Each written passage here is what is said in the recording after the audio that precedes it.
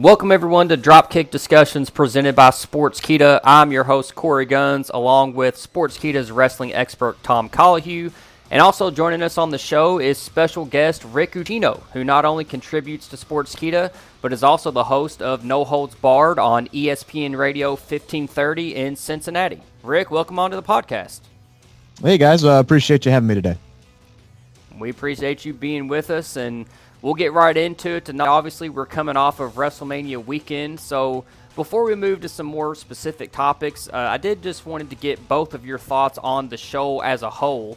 Thumbs up, thumbs down. Tom, I'll start with you. What did you think of WrestleMania this year? I'd definitely give it a thumbs up. I think it was almost a great show. I think with every WrestleMania, you have great moments and you have maybe calm down moments. You have that a lot where you'll have a really big marquee match and then a cool down match, as it were, where you still get quite good wrestling content, but maybe the storyline's not so hot. Obviously, there were some parts that I felt dragged a little bit. I felt Edge and Orton could have done with about 15 less minutes, or in fact, a couple of whole sections cut out. And it was a whole different experience when you consider that how different would Otis versus Dolph Ziggler have been if there had been a crowd there. Same with Drew McIntyre, even though for some reason there was a big show afterwards. So it was a crazy show. It was very different with how cinematic and orchestrated it was. And then you had Kevin Owens jumping off things. So you had that wild WrestleMania feel. I quite enjoyed it. Rick, how about you? What did you think of this year's edition of WrestleMania? You know, it honestly, it took me a little bit of time to each night, both nights, to just kind of feel like I was actually watching WrestleMania. And it had nothing to do with the job that the wrestlers were trying to do. I personally have just had a hard time of adapting to the lack of a crowd. That's just a me issue. But, you know, once I really got into it and looked at the overall wrestling content, and you know that triple threat match on Saturday between Kofi Kingston and Jimmy Uso and John Morrison, that really kind of got me into it. And then of course the two cinematic matches completely, you know, just drug me in and captured me and was able to take my mind off of things. But to be honest, like I didn't think I was going to miss the pomp and circumstance as much as I did, and that's a credit to WWE because they've turned WrestleMania into this big spectacle with the fireworks and the fancy entrances and the celebrity appearances and yes, the roar of the crowd and the ebbs and flows that you get in matches from the energy of that crowd, and all of that unfortunately was missing this year. But given the circumstances, I think WWE, you know, hit a home run with all the different obstacles that they were facing. You know, they had several last minute changes to the card that they had to make, whether it be to injury or concerns over COVID-19. Given everything they had to overcome, yeah, I thought it was a great show. And yeah, I was as the night progressed each time, I found myself being thoroughly entertained and was really able to escape. I appreciate them for putting on the show. Yeah, I agree with both of you. I thought it was a good show. You know, they were making the best of a bad situation. I do agree with you, Rick. You know, the pomp and circumstance that we usually get with a WrestleMania. You know, on Saturday night, I personally preferred night one to night two. Maybe it was a little bit of just the excitement of WrestleMania season and just kind of looking forward to getting a show. But right from the beginning, it really did kind of strike me when they had that really epic and long promo video right at the start.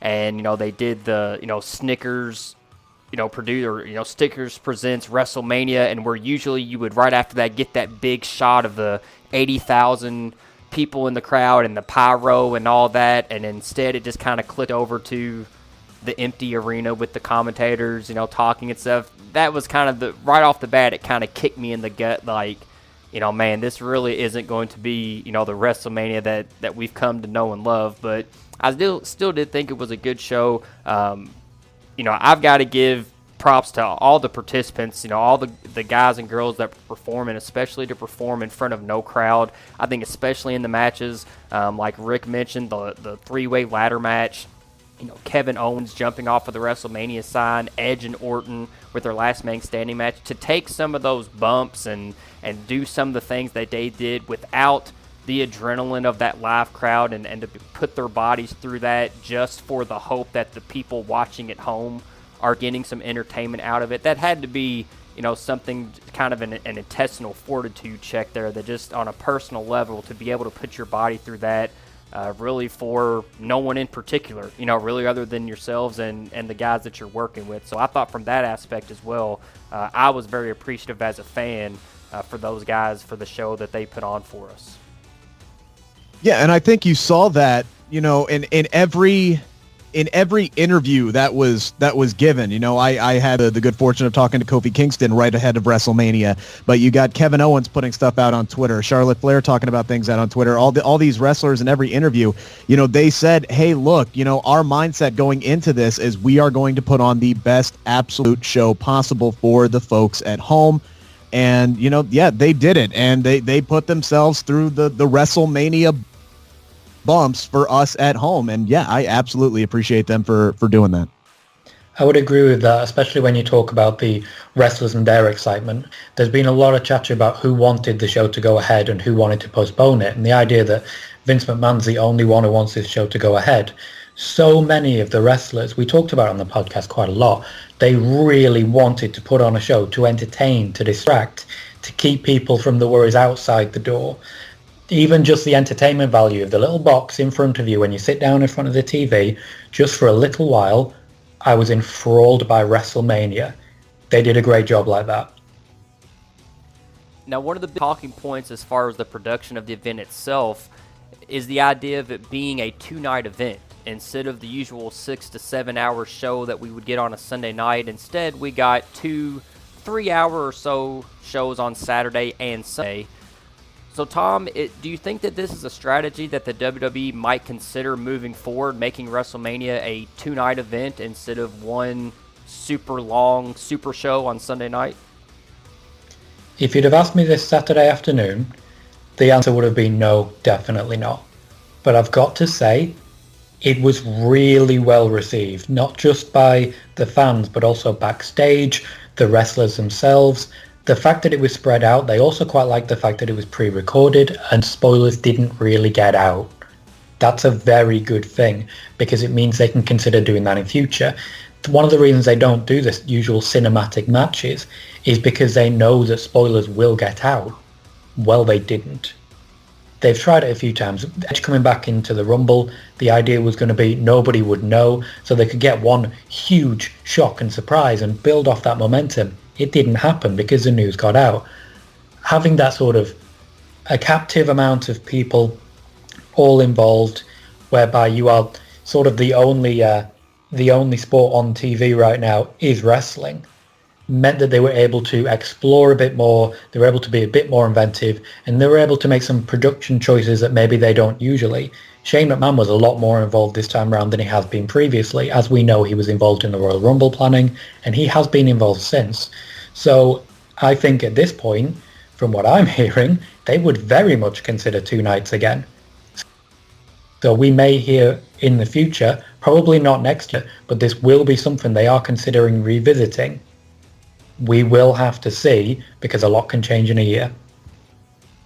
If they moved forward with that, would it look something like having the event in full in front of the live crowd, and then basically as a pre-recording, and then splicing that up over 2 nights, or would it be 2 separate live events? It really depends. They do not like the idea of doing 2 separate live events, but at the same time, it's very easy to sell ticket packages.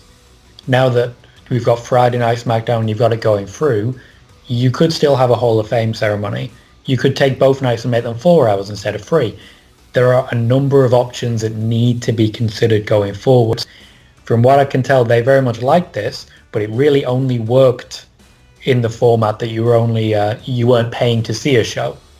When it comes to live events, they want one big long show so they can keep people in the arenas longer, get people buying more and popping in and out and all that. And the sort of entertainment, the spectacle element of going to one massive show, they love that, they want that. It might be what prevents them from changing. Rick, what about you? How would you feel about WrestleMania being a 2-night event from now on?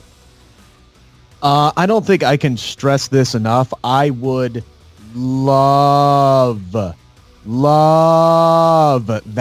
I have been I have been on this bandwagon for a couple of years now, and especially after last year. For those of you who don't know, okay, I am probably the biggest Becky Lynch homer on the planet. And what happened last? Yeah, right. I know, Tom. It's hard to believe, but last year my girl is in the main event of WrestleMania, winner take all, facing Ronda Rousey and Charlotte Flair. And guys, I am fighting sleep. I'm standing up, I'm nervous, and I am fighting sleep because that match did not get underway until after midnight. And the crowd, the live crowd, in and of itself was fighting that same issue. And that's part of the reason why that match suffered, is because you didn't have that energy of the crowd because they had been sitting there for 7.5 hours. That is too long to ask even the most hardcore wrestling fans to sit there and remain engaged fully in the show. That crowd was dead from the moment Kofi Kingston won the WWE Championship. That should have been the moment that closed night one, and then you go in to night 2 and have the ladies' main event on Sunday night. That would have been great. I love this. My head hit the pillow at 10:30 on Saturday night. That was great, especially for a guy like me who has a 17-month-old at home that gets up at 5 a.m. every morning. And even when it went long on Sunday night, I was in bed by 11 o'clock, which is great for me because I work really early in the morning. So at WrestleMania 35, I'm buzzing because Becky had won the main event. I can't go to sleep. I finally fell asleep at like 2:30, and then my alarm went off at 4 a.m. So that was a rough Monday for me.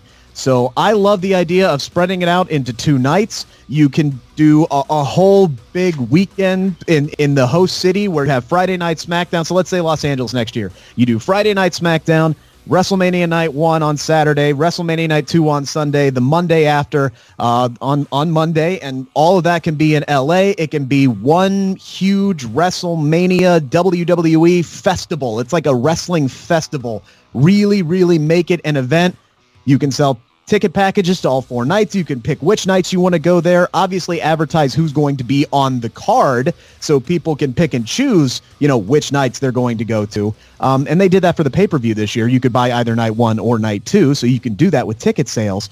I think it would be fantastic. You can do 19 matches and everybody still gets their allotted time. I love the format. I really, really hope that it sticks around. Just to labour on that point you've made there, you talk about being up until past midnight. That main event for me started just past 5 a.m. So when it comes to international audiences, yeah, we'd love 2 nights. Yeah, the more I've thought about it, I think I'm starting to come around, with you guys, that I think a 2-night event would be really cool. I mentioned on the podcast before, I got to go to WrestleMania 34 in New Orleans.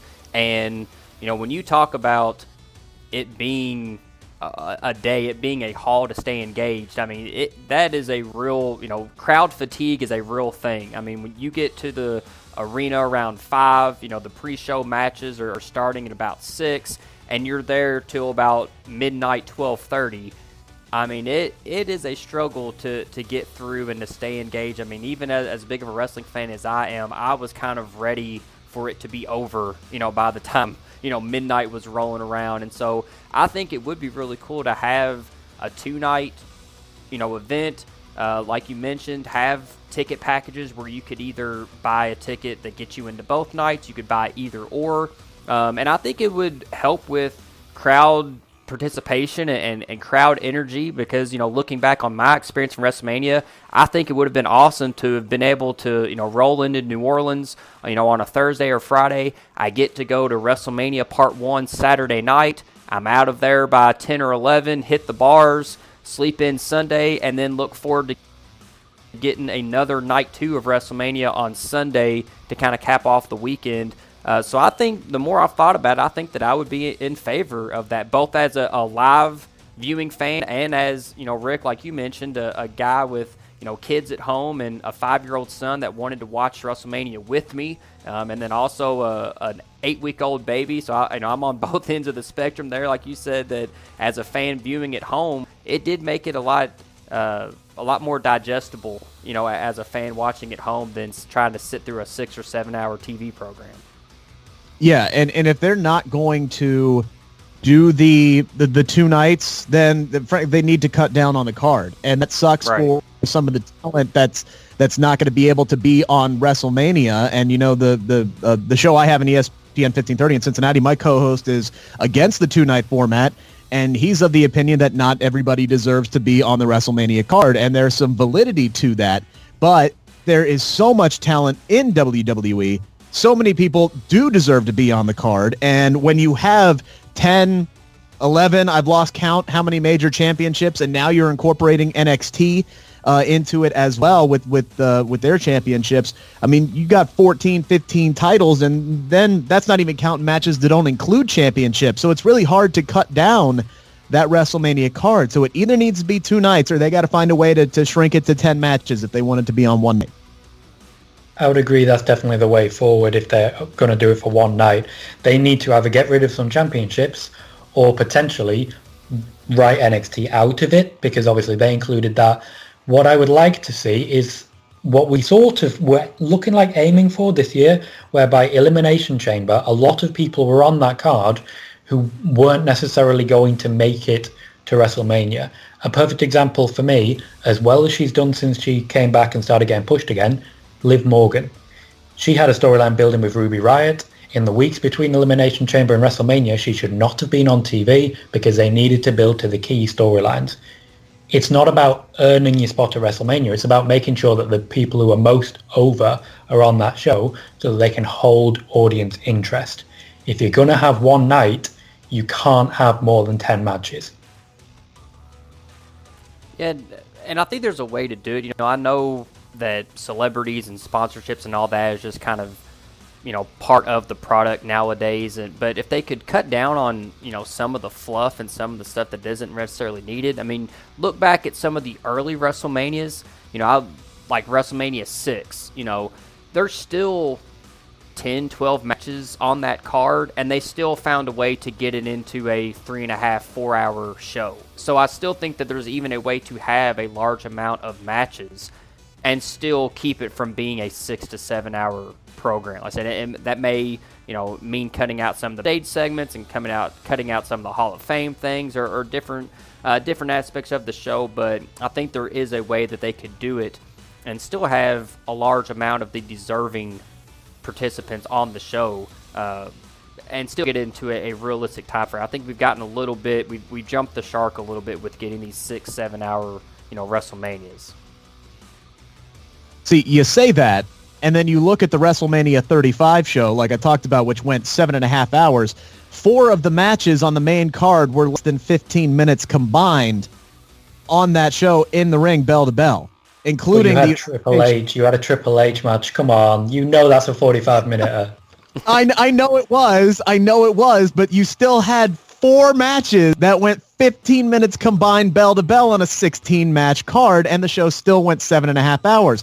That's a lot of fluff, even with a 40-minute Triple H match. Well, speaking of the card for this past WrestleMania, the 2 matches that had everyone talking were, of course, the Boneyard match between The Undertaker and AJ Styles, and the Firefly Funhouse match between The Fiend, Bray Wyatt, and John Cena. Most opinions I've heard have been pretty polarizing. Either you loved them or you hated them.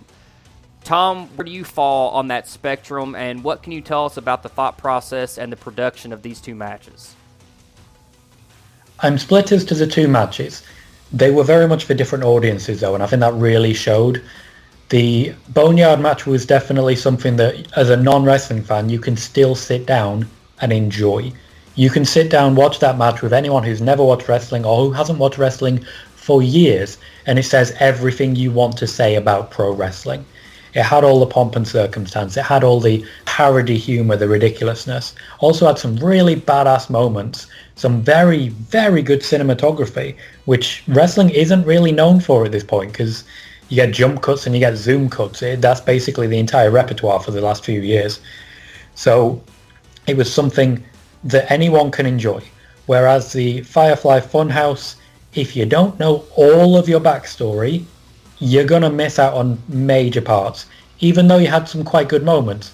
For example, Johnny Largemeat, who is always something that's going to get a laugh. while I don't think Wyatt versus Cena can be called a match in any way, shape or form, and while that sort of extreme humor and craziness does have its place, it wasn't really for me. The Boneyard definitely was, though. I do know that when it comes to the Boneyard, there was a very clear, concise plan. The Undertaker knew who he was going to be coming into it. He's been given free rein to be himself, whereas AJ Styles essentially just did as he was told. He came in and was told, all right, okay, we're doing this, and he was saying, okay, let's do that. On the other side, John Cena and Bray Wyatt sat down. Cena made some suggestions, but basically Bray Wyatt said, this is all of the story. The wrestlers led that one. It hasn't been as well received backstage as the Boneyard match has been. What I will say is that they would love to do more like this. It was so well received, particularly the Boneyard match. People are going to be talking about that for years. We will see a lot more of this. And that disappointment that they had backstage about the Ultimate Deletion and pretty much, unfortunately, everything that happened with Matt Hardy, that disappointment is not felt as to these two matches. They were very happy. There will be more.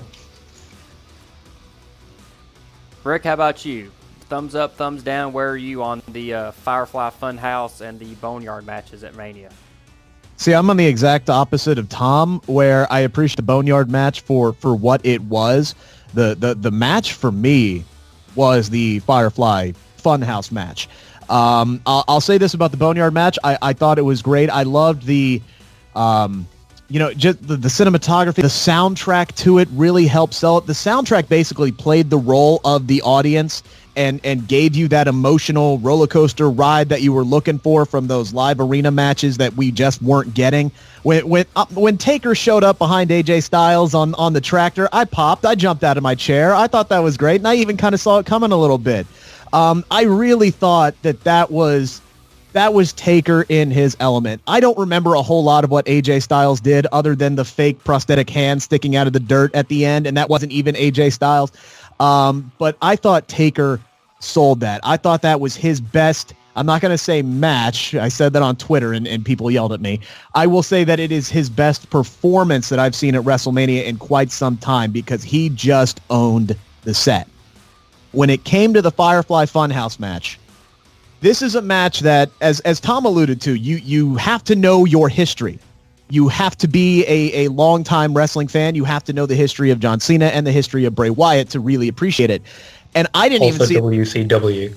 Yeah, same. Quite a bit of WCW in there.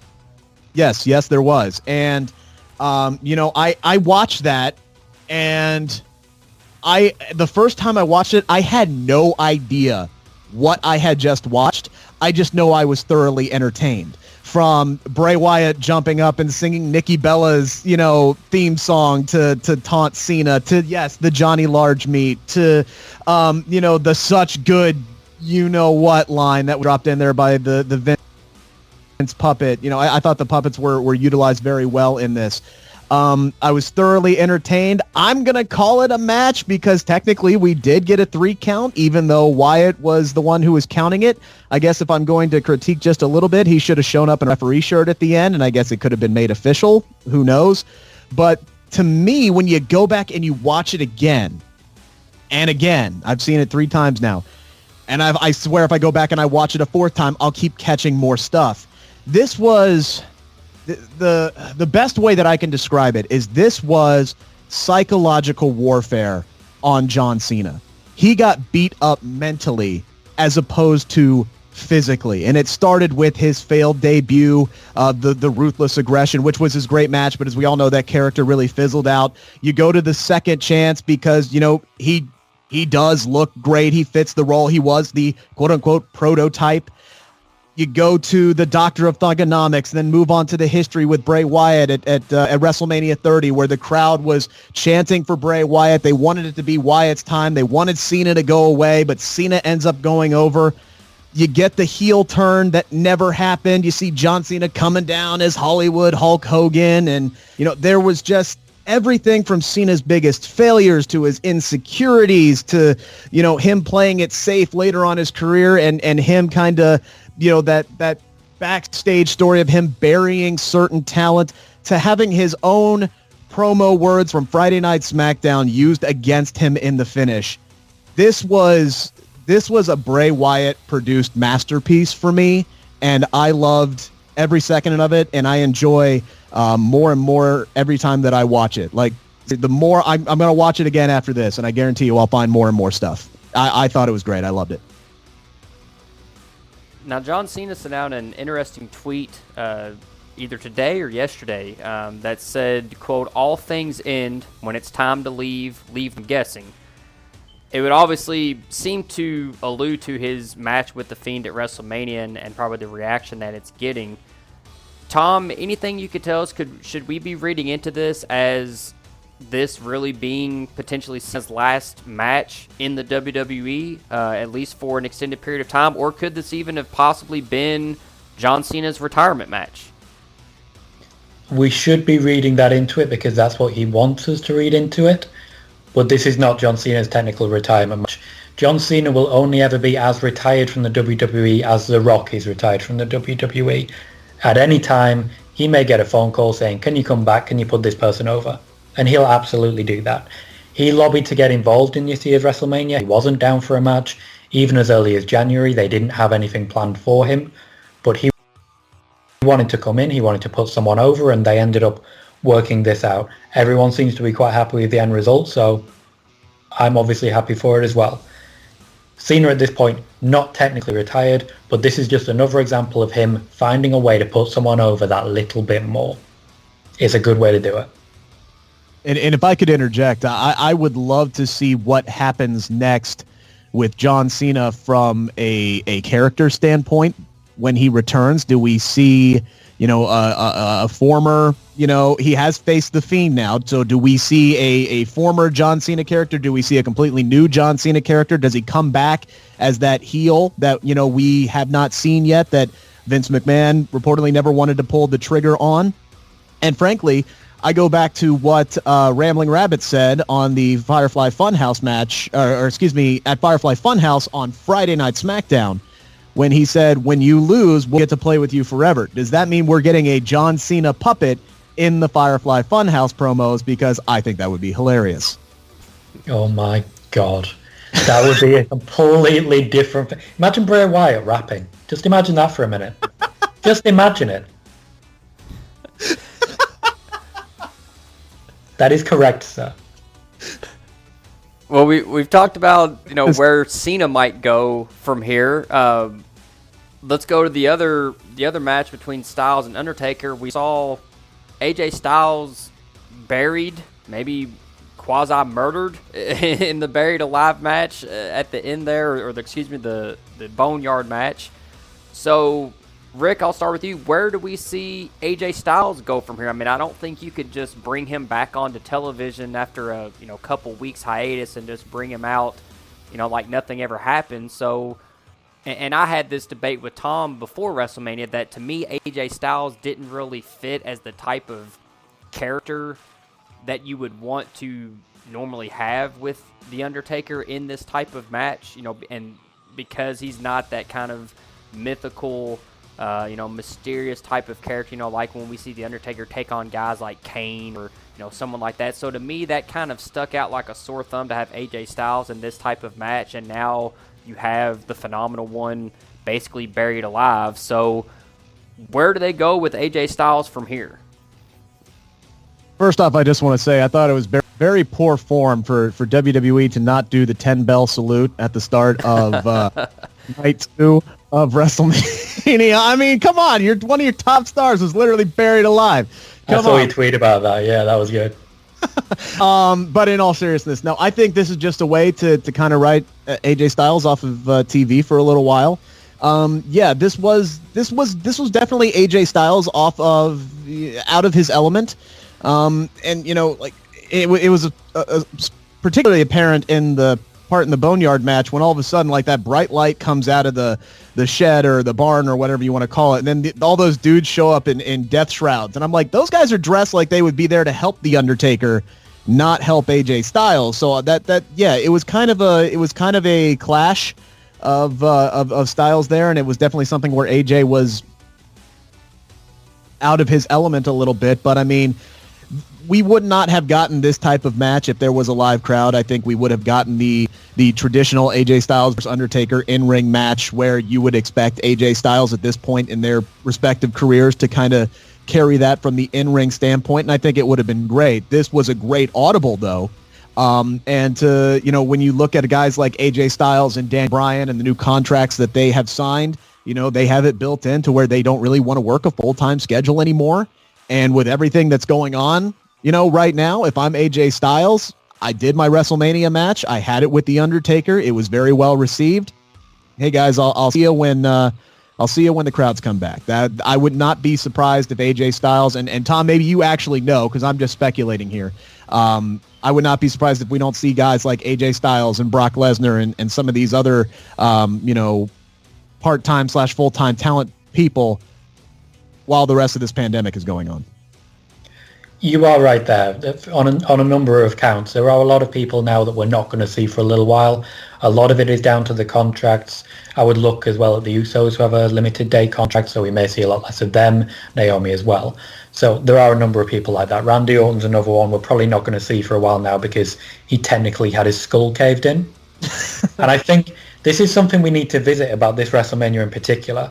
I sat there and cheered someone being buried to the point where I literally watched them get murdered. John Cena was technically erased from existence. I want to say erased from existence. Not only that, but he was unraveled entirely. You took him from the man he was, regressed him back to his base form, and then essentially brushed him off like dirt from your shoe, and he's gone forever. That's what this WrestleMania seemingly was built on. AJ Styles could have been anyone. He could have been literally anyone in that match. You put anyone else in that match, the exact same thing happens. It didn't matter that it was AJ. So I do think he was chosen on the basis that, yeah, he may want to spend some time off. It may be that when he comes back, there's a brand change. But I think what we saw from Monday Night Raw, there weren't a lot of top name stars there. And when you look at how things are going to be recorded and taped, if people have gone home, we're not going to see them for quite a while because they're taping back to back to back. There will be a few people who've gone home now, a few people who maybe were already planned to have some time off who will now take that time off. And you will see a few promos to keep things alive. But what I will say is if they get very, very low on ratings, we may still see someone like Brock Lesnar appear just for the 1 week. Now, I want to get both of y'all's opinions on this before we move on, but before I ask the question, I will say I was not as big of a fan of these matches as you two guys were. The Undertaker match I could accept more because it's the Undertaker and because his character, the Boneyard match and the Graveyard and the way it was shot, I was kind of like, okay, like I can buy it, and I thought it was entertaining. The Firefly Funhouse match, I was not into at all. I thought it would have been maybe cool as like a segment on a SmackDown to kind of lead into or kind of build the feud, but I thought just as the match, it was too far out there for me. And maybe that makes me an old guy, and maybe I'm way past, maybe I just don't get it. But to me, as a wrestling fan, I would not want to show my non-wrestling friends that and say, yeah, this is what I like to watch on Monday nights is this, and see the looks that I get. And I thought that their story between The Fiend and John Cena, the build-up, and I think all mostly credit due to Bray Wyatt and his creativeness, I thought it deserved a match. I thought that the way they had built the storyline between those two, it deserved a in-ring product and not kind of this goofy, gimmicky thing. I did think the best part of it was the way that they flipped John Cena's promo on himself at the end. I did think that was very smart and very creative, and I really liked that part of the story. But it was a little bit out there for me. I can't say that I was a fan of the Firefly Funhouse match. But all things considered, and Rick, I'll start with you, and Tom, I'll get your opinion as well. Do you think that this cinematic wrestling is going to be more common as far as like the way to blow off major feuds, especially in the current situation we're in where we can't have live crowds and they're having to pre-record things, in an empty arena anyway? Or do you think that this is something that we'll just see for shows like WrestleMania or some of the big shows as kind of in special situations? Or it's something like I said that, the main event of, Backlash could be a, I don't know. What's that match that WCW had back in the day with all the in the junkyard? Was it just the junkyard match? They had all the cars and all the hardcore wrestlers fighting and brawling. I forget what they called that, but it was a junkyard. Yeah, I initially thought you meant a Judy Bagwell on a pole match, and I'm disappointed now. I mean, hey, we may get to that point. I don't know. You never know. After what I saw Sunday, I'm not putting anything out of the realm of possibilities. But so, like I said, do you think that we will see more of these cinematic type blow-off matches in the future, or will this be something reserved strictly for a show like WrestleMania as a special attraction? Rick, I'll start with you, and then Tom, I want to get your thoughts as well. Yeah, I think we will, but I think they need to be very, very careful with it because you look at you look at other things that used to be special in WWE, and now they're just not so special anymore because we see them more often. And I think the biggest thing I'll say is a Hell in a Cell match. That used to be something that was really, really special, and now we have its own pay-per-view where we get 2 or 3 of them a year, and it's just not as big of a deal anymore. I think these blow-off cinematic type matches where really anything goes because of editing, because of special effects, you have to have the right characters, you have to have the right storyline. I think if anybody's going to have more matches like this, it is going to be Bray Wyatt because he does have the creative mind, for this. And frankly, I wouldn't mind seeing several more Firefly Funhouse matches over the coming years. But I think you can't have too many of them. And you just can't, it's not for everybody. You just can't have some, the Boneyard match works because it's The Undertaker. The Firefly Funhouse match works because it's Bray Wyatt. So while I do want to see more of these, and I want to see more of them when the crowds do come back, I don't know how well that'll play out with a live crowd there. I think if I was in the audience and I paid to see a live show and I'm watching something on TV that I paid to see in person, I would feel a little differently. But, you just have to be careful with them. I want to see more of them as a viewer, but keep them special and make them mean something. And, use them characters that make sense. I would agree with that. You cannot oversaturate this market. You have to be careful. Now is the right time to do these matches, but Rick's definitely right. We need to pick the right characters for it. You've got to be careful with someone who maybe looks like they fit, like an Aleister Black.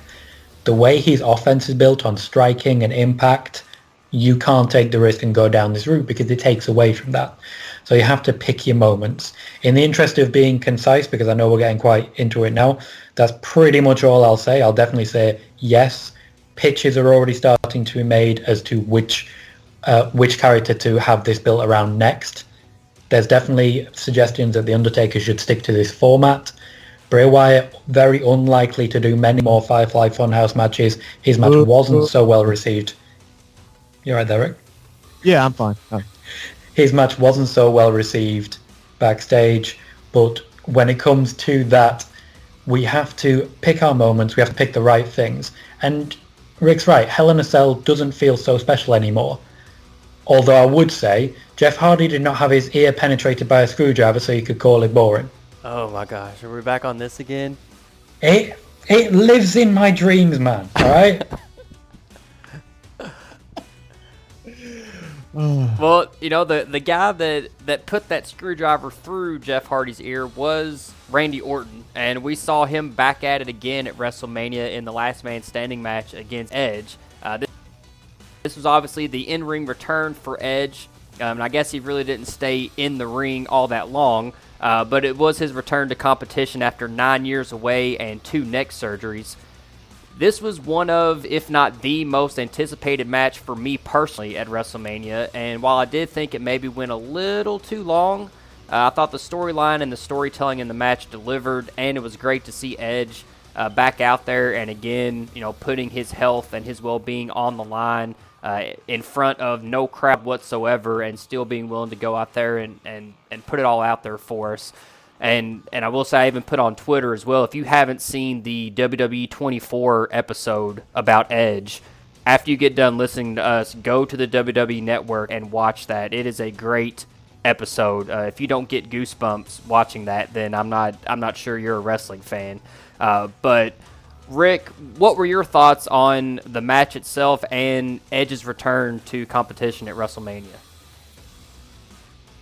So, Korey, you know that part in the Edge 24 where he finally makes his return at the Royal Rumble and the crowd's losing their mind, and then they show that spot of Beth Phoenix in the back, and she's getting all teary-eyed and everything. Yeah.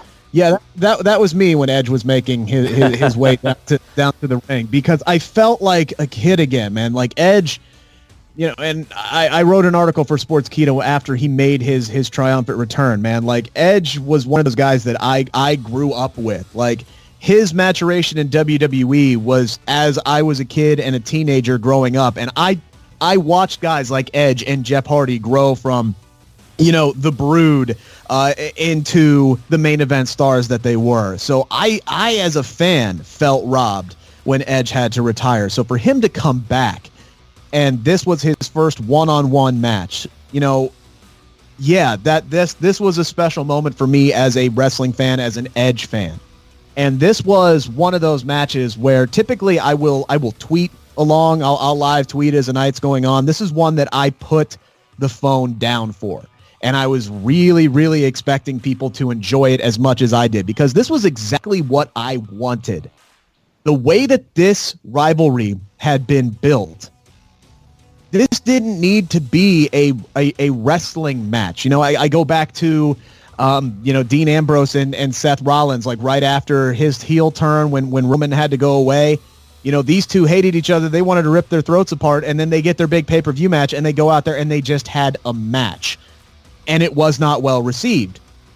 This match needed to be a fight, a drag down fist fight. I'm going to murder you. That needed to be the mindset of both of these men, and that is exactly what we got. And much to my surprise, it was not as well received as I thought it was going to be. It's almost like WWE fans are really fickle. It's like Daniel Bryan was on to something. But I will say, yes, it was a tad long. You probably could, because they went all over the PC. You probably could have cut a minute or so from each spot and cut it down from 36 to, 29, 30, and I think it would have been better well received. And I know a lot of people were complaining about the commentary as well. I think that Byron and Tom, they were going for, this is an awkward thing to watch, and it came off more like we were watching the Masters. So I think I can get where people thought that was kind of didn't gel with what we were seeing on our screens. But yeah, no, I loved it. It was great seeing Edge back. I thought Edge was very innovative in certain spots, including, jumping onto that weird cage on top of that really weird steel table in the Performance Center and using that to drop the elbow. And then the emotion that he sold at the end of it when he told the ref, F off, you don't count till I tell you to count. And then he hits the concerto and it was done. I loved it. I felt like I was a kid again, and I can't wait to see Edge back in the ring, when there's a crowd. Well, speaking of Edge's return, and the next time we may see him, Tom, is Edge here to stay? I know he probably, or not probably about it, he's not going to work a full-time schedule, but is he going to be a guy that we will see for the most part moving forward, or was this simply just a one-off? Will he be a guy that maybe only works, WrestleManias and SummerSlams? What is the current situation as far as Edge and how much in-ring activity we'll see from him in the coming year or two? It's hard to say what the current situation is, because obviously with the current situation, things are a little bit up in the air. But the original plan was, after this match, Edge would take about a month off and then come back to start to build towards the next Saudi Arabia show, where he would have his next match. And then we'd see him after that, take about a month off, move on to SummerSlam. That was the plan. He's definitely here to stay. We'll see 5 or 6 matches per year. That's what he's currently booked for. Could go higher. Ronda Rousey was originally only scheduled for so many, but decided to do quite a few more. So we could see quite a few Edge matches, but it really depends. This match was a litmus test. The idea was that he would have this match and they would be careful with him, which is why he had it filmed in several sections, going across different areas, so that he could do so much and then they'd have a pause. With that in mind, if he now feels confident he can go to a full-time schedule, they can have a new contract talk. But at the moment, with the money he's getting, he's only booked for 5 or 6 matches per year. So we'll see him about half the time, but he'll only short segments when he is there building towards a match and taking about a month to do so. Let's touch on some other news and notes coming out of WrestleMania. There are rumors going around regarding Goldberg match at WrestleMania and who he would or maybe wouldn't face for the Universal Championship. Tom, explain to us the situation and what's fact and what's fiction regarding Goldberg and the run-up to WrestleMania. Goldberg's had such a lot of flack today for things that might not even be true. And that's before we get to the conflicting reports that we've had anyway. So we had one outlet saying that Bray Wyatt had originally been planned to win the matches in Saudi Arabia, and that Goldberg at the last minute had essentially used his sway to stop that. Bray Wyatt has essentially written every single part of his entire character so far. I find it more likely that he has sway rather than Goldberg having sway. Also, Goldberg was specifically brought in to win that match. The original plan, as we know, was going to be Bray Wyatt versus Roman Reigns. Just before the Royal Rumble, the plan changed for pretty much every big title match. The script was flipped, as it were. Goldberg was then brought in to take the title off. There was at no point even a conversation about Goldberg being willing to win or lose. He was already there for that one thing. Then, of course, there was a follow-up saying that Goldberg was supposed to retain at WrestleMania, carry the Universal title forward, but he didn't want to. No, we had this conversation last week. Goldberg is simply too expensive for the WWE to keep bringing in. He was always due to lose at WrestleMania, even though he was, of course, originally due to lose to Roman Reigns, who was supposed to beat Bray Wyatt at WrestleMania. So all the ducks moved back into a row. There was also a story that Jeff Hardy was planned to take on Goldberg. Jeff Hardy, after his match with Baron Corbin, went home, to my knowledge, so he wasn't there. I don't know how he could have been involved in a match when he was home already. Well, to be fair, Braun Strowman was also home, and they sent a jet to him. So there is always that. That's fair. Yeah. So, I mean, yeah, Braun Strowman, I forget who he interviewed with, but said that he did the long drive home. He's got land up in Wisconsin. He got about an hour out, and then basically he got a call from the company that said, hey, look, we have an emergency. We need you to come back, and we're sending a jet to you. And, they got to him about 3 hours after he got home, and, yeah, he flew back, and then, yeah, within 5 minutes on the pay-per-view taping, he was Universal Champion. So theoretically, it is possible that they could have brought Jeff Hardy in, even though he wasn't there. If Jeff Hardy's in North Carolina, I'm not sure where he hangs out these days. That would have been a cheaper flight for them probably, but he theoretically could have still been an option. Theoretically could, yes. To my knowledge, wasn't the case, but I will say that I completely agree. Braun Strowman had a very good day's work for the amount of work he put in to win that championship. Yeah, let's talk about that. Rick, I'll ask you this question. The quote-unquote match with Braun. I mean, when I saw that, I was glad that it was over. I was glad that it was like, okay, we got through that. Let's move on. I kind of even had that same feeling with the Brock Lesnar-Drew McIntyre match. But if what we saw between Goldberg and Braun is as creative as we can get, and maybe it's even a point of that is all that Goldberg can do at this point in his career is give a couple spears and then take a couple finishes and be done. What is the thinking what is in it for the WWE to keep bringing him back? I mean, maybe I'm wrong, and Tom, I'll maybe you after Rick gives his response, maybe you've got some some notes or maybe some numbers that could prove me wrong. But to me, Goldberg doesn't strike me as a guy that is going to make so much money for the WWE or bring so many eyeballs to their product that he's worth bringing back, even if all he can do is go in there and give a couple spears and maybe give a quasi jackhammer like what we saw him gave to the Fiend and the Undertaker, and then take a power slam and be done. So if that's as creative as we can get for a Goldberg match, what's the allure of continuing to bring him back, Rick? Yeah, I'm with you on this one. I was kind of done with Goldberg after the Saudi Arabia match with The Undertaker, and then I thought it was perfect to give him that squash match against Dolph Ziggler as kind of his redemption thing, and then I honestly thought they were bringing him in as a, the old-timers matches that they like to trot out for Saudi Arabia. Like, I didn't think he had a chance of winning that match, and when he did, I was flipping chairs at work. I was that mad because I'm so invested in the Fiend character, and I thought they did such a disservice to the mystique of that character. Thankfully, Bray Wyatt's a genius, and he's brought it all back now in just a few weeks. But yeah, I don't get the appeal. I mean, because it's the same thing every time. He comes down, he hits a spear, maybe he hits another spear, and if he's lucky, he's able to hit a jackhammer. And we saw how bad that looked on Bray Wyatt. So the second that this match starts at WrestleMania, they announced Braun Strowman as, 6'7", whatever he is, 6'9", 385 pounds, and he's towering over Goldberg, and I'm like, please, Lord, don't let Bill attempt the jackhammer. Just please don't let him attempt the jackhammer. And thankfully, he didn't. He didn't try to lift him up.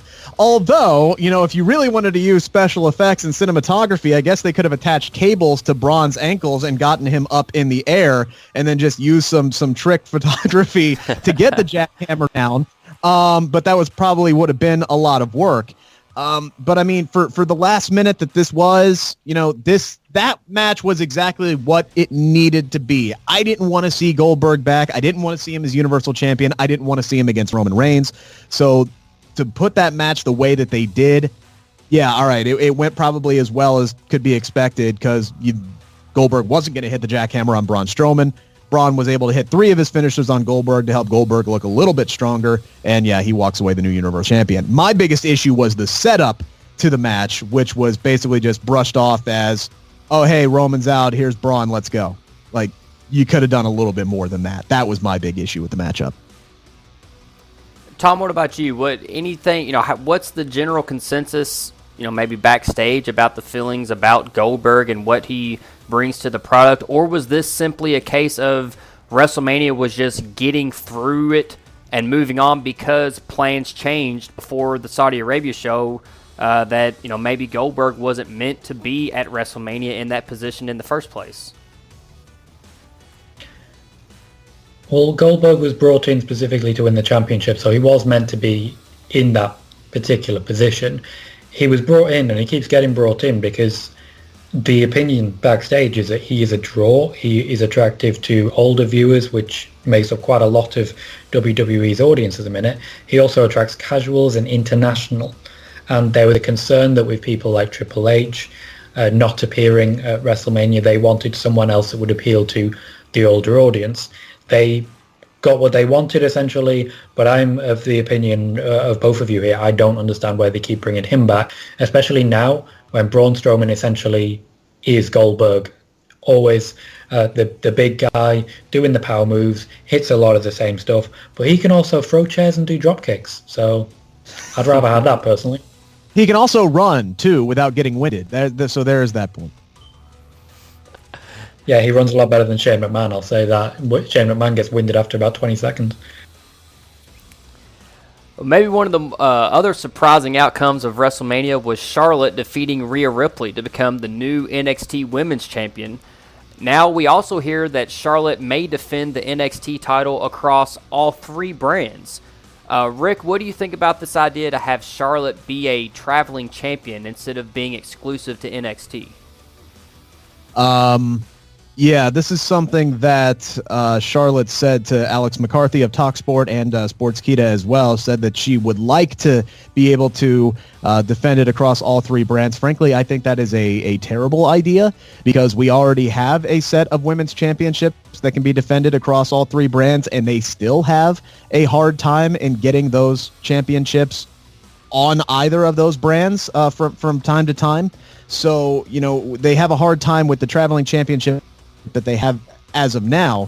And frankly, it's the NXT Women's Championship. It should be showcased and defended on NXT on Wednesdays. And that's why I think it was given to Charlotte, this is not a developmental brand anymore. This is a brand that is on equal footing with both Raw and SmackDown, and it has been ever since they won decisively at Survivor Series. So this isn't a demotion for Charlotte. This is a promotion for NXT. Rhea Ripley was white hot when won the championship and in the build up to WrestleMania before all of this went down. But Charlotte Flair is a star. I mean, when you look at the WWE women's division, the first four you think of are the four horsewomen, and now three of the four are all the main champions in WWE, so they continue to dominate where they're at. But I mean, I look at this is a great thing for NXT, for their their ratings war for AEW. This potentially could bring more eyes to it, as now you have the option of having Charlotte Flair versus people like Io Shirai, versus I would have said Bianca Belair, but Bianca Belair just came up. But I mean, you have a myriad of women's talent. Mia Yim, another one that comes to mind that I think would be great against Charlotte Flair. I think if she's going to be the NXT Women's Champion, she needs to be on NXT defending that title. Now, I would completely agree with that. I do think that she said that she wanted to defend across three brands. I really doubt she will be permitted to do that. She's there to put NXT over. She's there to wrestle the talent there and put them over in the same way she did to Rhea Ripley. I don't see her leaving NXT for a while yet.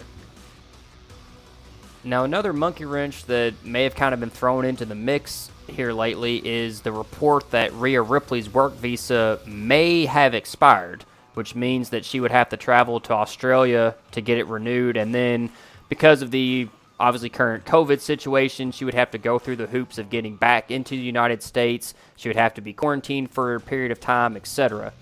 We've also heard reports that Jordan Devlin and Pete Dunne may also be experiencing similar problems trying to get out of the UK over to the US. William Regal made an announcement on Twitter that they were going to be having a tournament on NXT to crown a temporary cruiserweight champion because Jordan Devlin can't get to the U.S. to defend his cruiserweight championship, and that there would be a decision forthcoming about the tag team championships because of Pete Dunne's situation. Obviously, he holds the tag titles with the Bro, Matt Riddle. So, Tom, can you clear any of this up for us?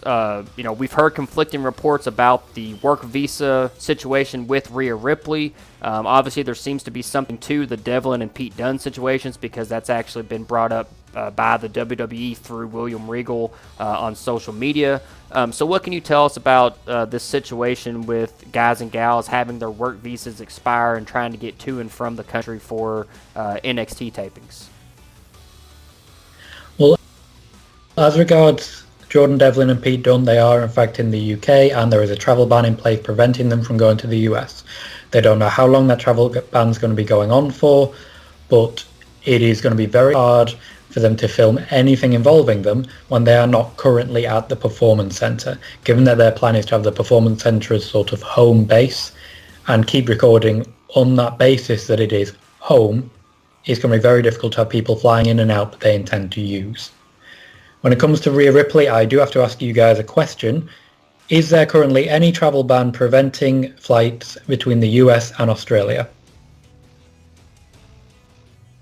You know what, Tom? I work in the news, and it is so hard for me to keep track of everything. I just don't remember if there is at this point in time, because this is a constantly changing situation, and I don't remember. I know there was some travel restrictions to the UK. I don't know if Australia was included in that. I've looked into it, and the most recently that I did was about 3 days ago, because I was doing research based on my own flight restrictions. I just unfortunately lost a holiday to Cyprus. It was going to be the end of May. So I've been keeping an eye. And to my knowledge, the travel ban only extends to Europe, certain parts of China, and of course the UK, which is not technically part of Europe very soon. Let's not get onto that particular topic. So, anyway, so I don't believe there is anything preventing Rhea Ripley from travelling back to Australia to get a visa renewed. There is nothing preventing Rhea Ripley from travelling home and taking a break, as so many others have done. She is still in the US, she is still working in the US, she is still entitled to work in the US, to my knowledge, and to the knowledge of several other wrestling journalists that I have spoken to. She seems very, very surprised by the news that she hasn't got a work visa anymore, to the point where, from what I've been told, she literally got texts asking if she needs any help and had no idea what they were going on about. So, when it comes to news regards Rhea Ripley, she's always going to respond to it. There are certain people you have to think before you type up and put news out there. Is this really going to help anyone? Maybe give it a couple of days, see if she pops up on NXT, on Raw, on SmackDown, before you start putting this news out there. Because from what I can see, it just isn't true. Everyone can be wrong sometimes. Yeah, but I mean, we know. I mean, it's more important to be first than it is to be right. Isn't that the way that wrestling news works nowadays? Yeah, definitely, yeah. Yeah, guys, by the way, I do think it is very, very important, just because you brought up Pete Dunne. Matt Riddle did officially put out on Twitter that he can neither see Pete Dunne nor Stallion Cup because of the travel advisory. So we have to include Stallion Cup in any conversations. Stallion Cup is a big party animal. It's a real problem. Social distancing for the Stallion Cup just hasn't gone the way it needed. So Stallion Cup has had to self-isolate for a long time. His suspension is up, though, at least. So thankfully the suspension is up. So maybe we'll see him soon. But yeah, travel restrictions might be an issue. All he's got to do is not crash any more cars and we'll be fine. Last thing we'll discuss before we wrap up the show tonight. In the past, usually the end of WrestleMania season meant it was time to shake things up again, in the form of another superstar draft. Now, we did just have a draft back in the fall, but we also saw some hints of a few loopholes that might be exploited on this past Monday night's Raw when Apollo Crews showed up to take on Aleister Black, and he was on SmackDown, but now the commentators used the excuse of expiring draft picks to explain why Apollo Crews was now on the Raw brand. Whatever that means. Right. If you had the draft pick in October, why are you just now drafting a guy, and why are you using it on Apollo Crews? You've had 6 months to think about this, and the best you could come up with was Apollo Crews. But anyway. I mean, why didn't they just say that, because Mojo Rawley got moved over to SmackDown for Gronk, that they moved Apollo Crews over to Raw? I mean, how hard is it to say that? I mean, hey, you got me, but that was the reason we were given, so that's a reason we got to use. Now, Tom, you have had some reports on some roster shakeups moving forward, even as far back as December. I mean, you discussed this on the podcast. So, this thing that we saw with Apollo Crews, is this just a small thing that we should kind of overlook for the most part for now, or is it a sign of things to come? My report back in December said there was going to be a shake-up involving NXT stars. Obviously, the situation is very different now, but there are still some changes and picks that need to be done for balancing. You look at Bianca Belair coming from NXT. She'd done everything she could there. A move was essential, and it really adds a lot to that Raw pool. Also, Becky Lynch needs new contenders, even though it looks like Shayna Baszler's going to get a rematch, and probably quite soon. Nia Jax is back, that's another one. So we are likely to see a few more, but not to a huge degree. Rick, what do you think of making roster changes just shy of 6 months or so of the last superstar shakeup that we had? I don't mind it, and if they wanted to do a full-fledged, superstar shakeup, in May or, even later this month, if they decide to go that route, I wouldn't mind it because it's not like the draft that happened in the fall is an every year thing. That was an outlier. That was basically because of the move to Fox. That was a way of killing that god-awful wild card rule. That is the only reason why we had that draft, was to solidify the roster. The superstar shakeup always happens after WrestleMania. If they wanted to continue that, you just forget that we had a draft, because frankly the only reason it was there was to get rid of a dumb idea that was the wild card rule. So yeah, no, I wouldn't have a problem if they continued tradition and they decided to do the superstar shakeup, or if they really wanted to just keep the draft in the fall and make that your new tradition. Either way, I'd be fine with it. What you've mentioned there was essentially the plan as it was explained to me. It was an outlier in October to sort things out for Fox and really make their rosters clear. They did want to continue with 2 weeks after WrestleMania. They do the shake-up because WrestleMania runs on seasons. So the end of the wrestling season is at WrestleMania.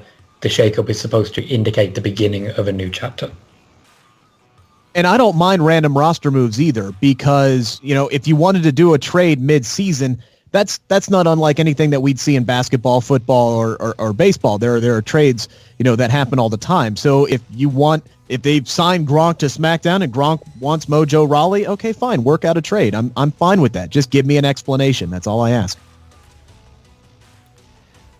Well, this is the part of the show as we wrap up where we would ask Tom and our guests a couple of fan questions, but we are running a little bit long, so I'm just going to ask just one, and this comes from @Korey Gunz on Twitter.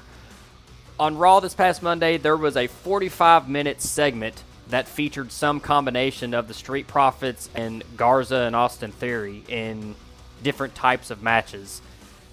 Is it fair to criticize the WWE for the product they're putting on television, even with the COVID crisis, because of the fact that this is pre-taped, and so they were able to put a little bit of forethought into what they're doing and what they're showing? And it would appear that, at least for this Monday, the best they could come up with was to put the Street Profits and Garza and Theory in 3 different matches that would take almost an hour of showtime. So Korey Gunz on Twitter wants to know, are we allowed to criticize the WWE for this type of booking, even considering the COVID-19 situation that we're facing?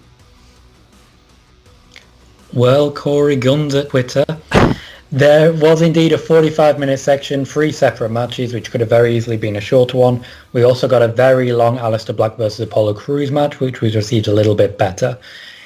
With the amount of people that are there, which is quite low, they are struggling to essentially find content. It's why we had to look back at so many different matches. It's one of the reasons we've seen so many full matches in the previous weeks. They are struggling to find ways to fill everything up with the talent that's there. This is one of the ways they did it, but I do think we might have had, for example, a longer Nia Jax-Deonna Purrazzo match. There are balancing issues, I feel, there. They could have done it a bit better. This was a bloated segment that I felt could have come down. But given the circumstances, I think it would be a little bit unfair to criticize.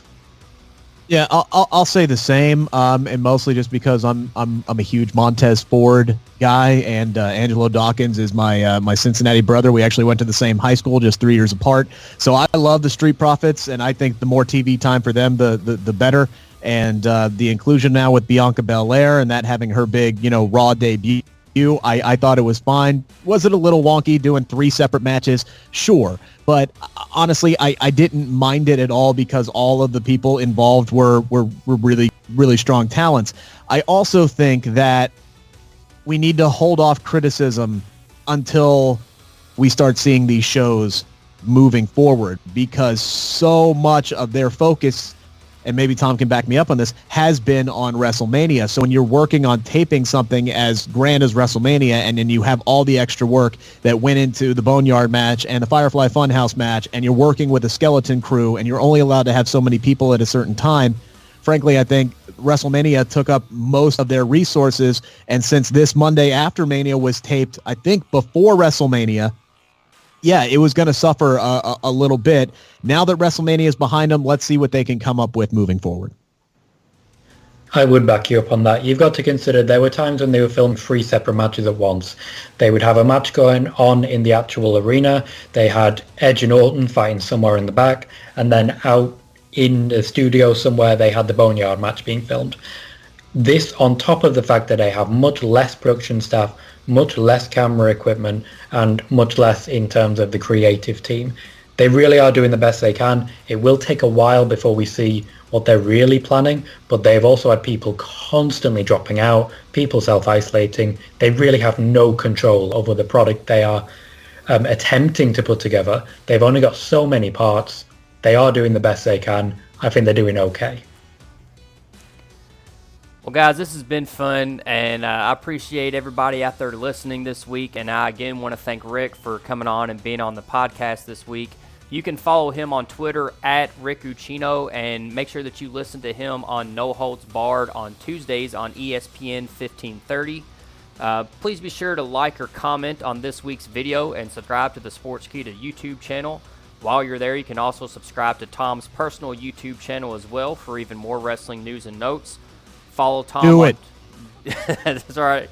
Follow Tom on Twitter at Colohue, and you can follow me at Korey Gunz if you like. And check out Sportskeeda.com for the latest wrestling news and articles. Thanks for joining us, and we'll see you next week on Dropkick Discussions.